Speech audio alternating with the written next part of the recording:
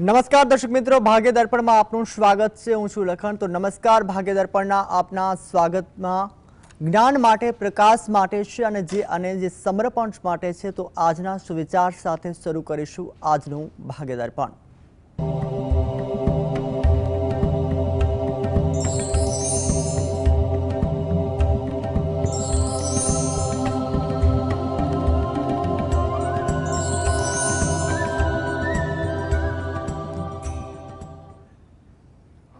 ભાગ્ય દર્પણના આપના પ્રશ્નોના નિરાકરણ અને રાશિફળ વિશે માહિતી અને માર્ગદર્શન આપવા આપણી સાથે જોડાયા છે જ્યોતિષાચાર્ય ડોક્ટર હેમેલભાઈ લાઠિયા। આપનું ભાગ્ય દર્પણમાં સ્વાગત છે। નમસ્કાર। હેમેલભાઈ, સૌથી પહેલા વાત કરીએ આજના પંચાંગ વિશે। તો શું છે આજનું પંચાંગ તે જણાવશો? આજે તારીખ 29/11/2025 શનિવાર, માગસર સુદ નોમ તિથિ છે 23-14 સુધી, પૂર્વ ભાદ્રા નક્ષત્ર છે 26-21 સુધી, પછી ઉત્તરા ભાદ્રા નક્ષત્ર છે।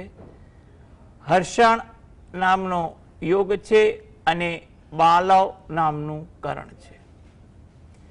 આજની રાશિ છે કુંભ, કે જેના નામાંક્ષર છે ગ સ શ, જે 20-32 સુધી છે। ત્યારબાદ મીન રાશિ છે કે જેના નામાંક્ષર છે દ ચ ઝ થ। દિન વિશેષમાં જોઈએ તો આજે દગ્ધ યોગ છે સૂર્યોદયથી 23-14 સુધી। જી યશભાઈ આપણી સાથે કોલર જોડાયા છે। યશભાઈ, આપનું જન્મ સ્થળ, જન્મ તારીખ અને સમય જણાવશો? जी, जन्म तारीख है 19/11/1998। समय है सांजना 5:17 અને સ્થળ છે માણાવદર। મારો પ્રશ્ન એ છે કે મેં છેલ્લા 4-5 વર્ષથી મને જોબમાં તકલીફ બહુ આવે છે કે જોબમાં એવું થાય છે કે હું જોબ ઉપર જાઉં છું, પછી ત્યાં મારું મન એકદમ બદલાઈ જાય છે કે એવું થાય છે કે મારે જોબ નથી કરવી, કે જેથી હું ઘરે આવતો રહું છું। આવી સમસ્યા 4 થી 5 વર્ષ સુધી થાય છે, જેથી જોબમાં મને સ્ટેબિલિટી નથી મળતી। તો મને જોબમાં સ્ટેબિલિટી મળે, મારું મન બદલાય નહીં, અને નવી નોકરી ક્યારે મળશે? અને પહેલા મેં શાસ્ત્રીજીને પૂછેલું ત્યારે મને એમણે ઉપાય જણાવેલા કે સવારમાં ગાયત્રી ચાલીસાના પાઠ કરવાના અને રાતે હનુમાન ચાલીસાના પાઠ કરવાના, પણ એનાથી મને કોઈ ફરક પડતો નથી। તો મને નોકરી મળી જાય, સ્ટેબિલિટી મળે, અને બીજા ઉપાય જણાવવા વિનંતી। જો સૌપ્રથમ તો એક વસ્તુ કીધું કે તમારા જે ગ્રહ યોગ છે એ મુજબ તો પરિસ્થિતિ ધીરે ધીરે સુધરે તેવું લાગે છે। થોડીક ધીરજ તમારે રાખવી એ જરૂરી છે, અને તમારા માટે અત્યારે 2026 પણ આશાસ્પદ છે, જેથી કરીને તમને એમાં થોડોક ફાયદો થાય તેવું બની શકે। એટલે થોડી ધીરજ રાખવી, જ્યાં જરૂરી હોય ત્યાં હિતેચ્છુનું માર્ગદર્શન લેવું, જેથી કરીને અનુકૂળતા રહેશે। 2026માં તમને વર્તમાન નોકરીમાં કદાચ સારો સુધારો આવે અથવા નવી કોઈ તક મળી શકે તેવું લાગે છે। એટલે તમે ગાયત્રી ચાલીસાના પાઠ વાંચવાનું ચાલુ જ રાખો અને હનુમાન ચાલીસા પણ વાંચવાનું ચાલુ રાખો, એ તમારા માટે વધુ અગત્યનું દેખાય છે, જેથી કરીને પરિસ્થિતિમાં ધીરે ધીરે સુધારો આવે તેવું બની શકે। વધુ એક કોલર આપણી સાથે રાજેશભાઈ જોડાયા છે। રાજેશભાઈ, આપનું જન્મ સ્થળ, જન્મ તારીખ અને સમય જણાવશો? મારે 11/1/2001 અને જન્મ સમય છે બપોરે 2:30। હાલો? હા, આવે છે ભાઈ, બોલો બોલો। હા, 2:30। મારે મારા બાપા માટે પૂછવું છે, એમને ને આપનો સવાલ જણાવશો? દોષ છે કે નહીં? હાલો? હા, આવે છે અવાજ, તો આપનો સવાલ જણાવશો?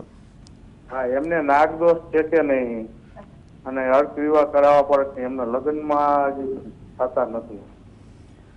જો કુંડળીમાં તો એવું હોય, કંઈ પણ પ્રકારનો દોષ હોય એ દોષ પર બહુ ચિંતા ન કરવી। જ્યાં જે પણ વિદ્વાને માર્ગદર્શન આ દોષનું આપ્યું હોય તો તે મુજબ તમારે તમારી ઈચ્છા કે તમારે એનું નિદાન કરાવવું, પૂજા કરાવવું, કેવી રીતે કરાવવી। પરંતુ તમારી અત્યારે વર્તમાન કુંડળી મુજબ એટલું કહેવાય કે તમારે 2026થી તમારા કાર્યો ધીરે ધીરે ચાલુ થાય તેવા યોગ છે, એટલે કામકાજમાં સફળતા મળવા લાગે તેવું બની શકે.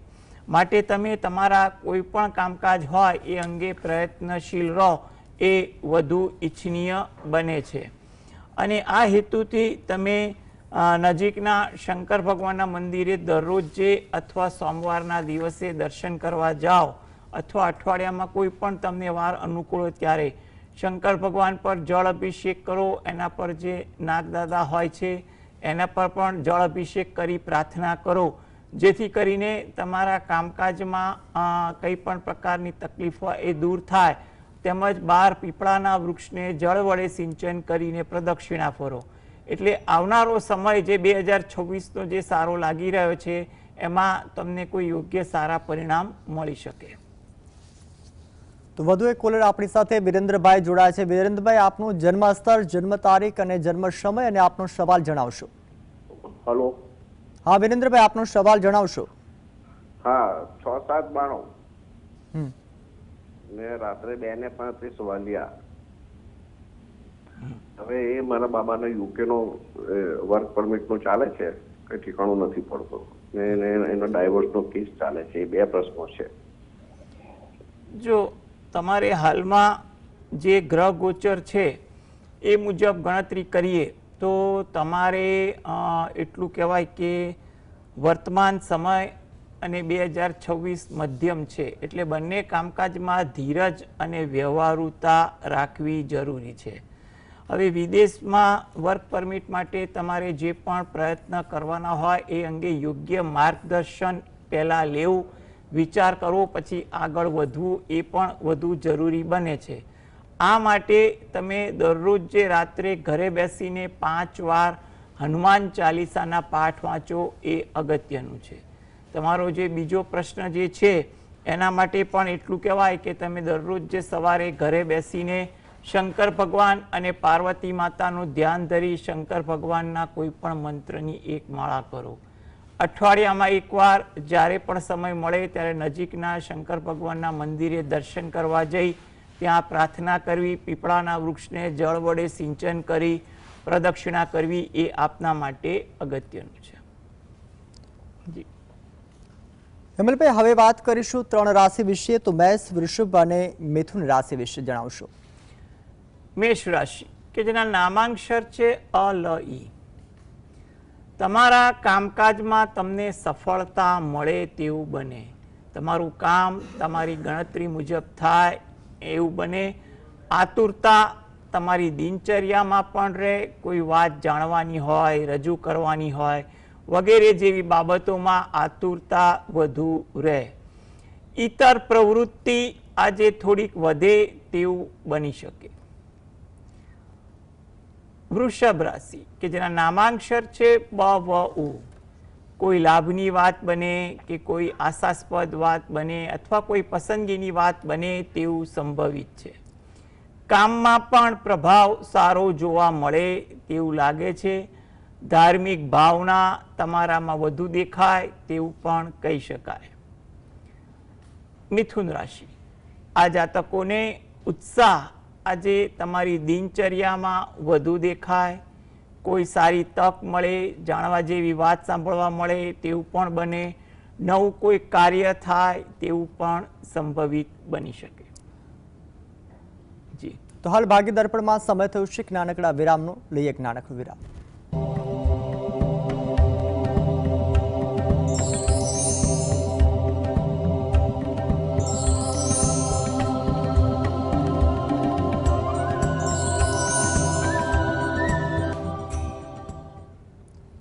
બ્રેક બાદ ફરી ભાગ્ય દર્પણમાં આપનું સ્વાગત છે. તો હેમલભાઈ, હવે વાત કરીએ રાશિફળની અન્ય 3 રાશિ કર્ક, સિંહ અને કન્યા રાશિનું. તો આજનો રાશિ જાતકોનો આજનો દિવસ કેવો રહેશે?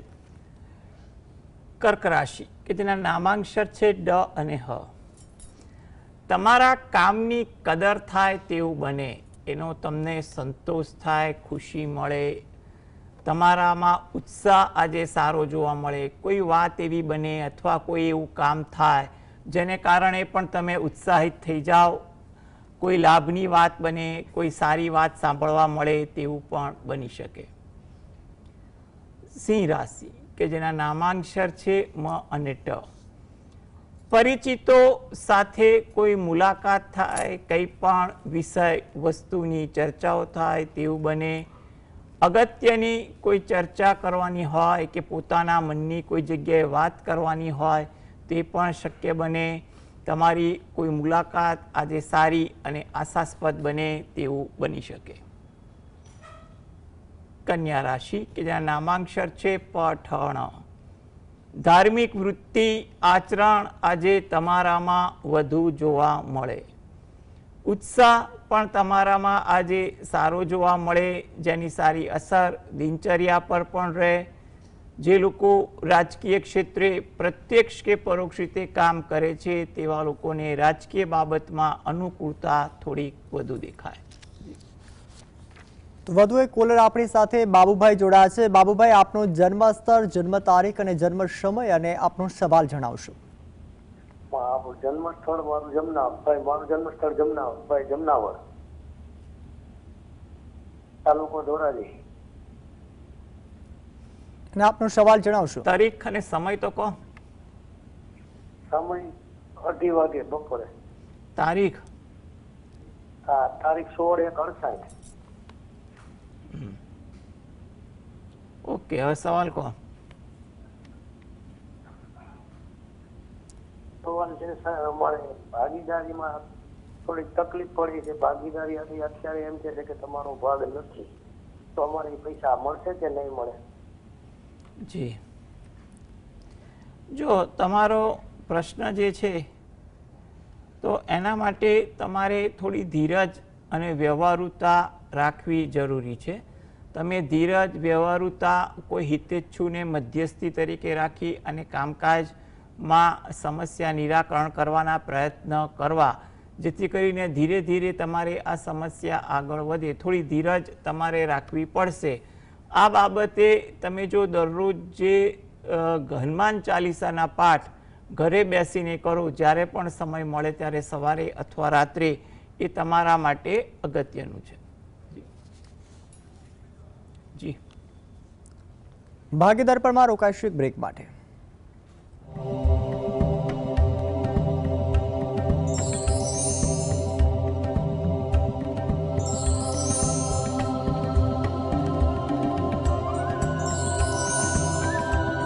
કરીએ તુલા, વૃશ્ચિક અને ધન રાશિના જાતકોના આજના રાશિફળ વિશે. તો શું છે આજનું રાશિફળ તે જણાવશો. તુલા રાશિ કે જેના નામાંક્ષર છે ર અને ત. થોડો સહયોગ તમારા કામકાજમાં મળે તેવું બને. મનમાં કોઈ વાતની દ્વિધા વધુ દેખાય, માટે શાંતિ જાળવવી જરૂરી છે. વૃશ્ચિક રાશિ કે જેના નામાંક્ષર છે ન અને ય. ધાર્મિક વૃત્તિ આચરણ આજે તમારા સ્વભાવમાં વધુ દેખાય. સામાજિક કાર્ય થાય અથવા તેવા કાર્યો તરફ તમે પ્રેરાવ તેવું પણ બને. મદદ કરવાની ભાવના આજે તમારામાં વધુ જોવા મળી શકે. ધન રાશિ, આ જાતકોને આજે તમારા કામકાજમાં ઉત્સાહ વધુ રહે. કોઈ વાત, કોઈ કારણ એવું બને જેને કારણે તમે થોડાક ઉત્સાહિત થાવ. કોઈ મુલાકાત હોય એ આશાવંતી બને, લાભવંતી બને, તેનો તમને સંતોષ પણ મળે. વાણી પર પણ પ્રભાવ સારો જોવા મળે, જેને કારણે વાતચીત પર તમારી પ્રતિભા સારી અંકાય, જેની સારી અસર તમારા વાતચીતને કારણે તમારા કામકાજ પર પણ પડે તેવું બની શકે. અને હવે વાત કરીએ રાશિ મંડળની અંતિમ 3 રાશિ મકર, કુંભ અને મીન રાશિના. તો આ રાશિના જાતકોનો આજનો દિવસ કેવો રહેશે. મકર રાશિ કે જેના નામાંક્ષર છે ખ અને જ. ઉત્સાહ તમારામાં વધુ જોવા મળે. નાની નાની બાબતે ઉત્સાહિત થઈ જાઓ. વિચારોમાં પણ પરિવર્તન થતા જોવા મળે, જેનો તમને સંતોષ પણ મળે. થોડી ધાર્મિક વૃત્તિ આજે તમારામાં દેખાય. કુંભ રાશિ, નામાંક્ષર છે ગ સ શ.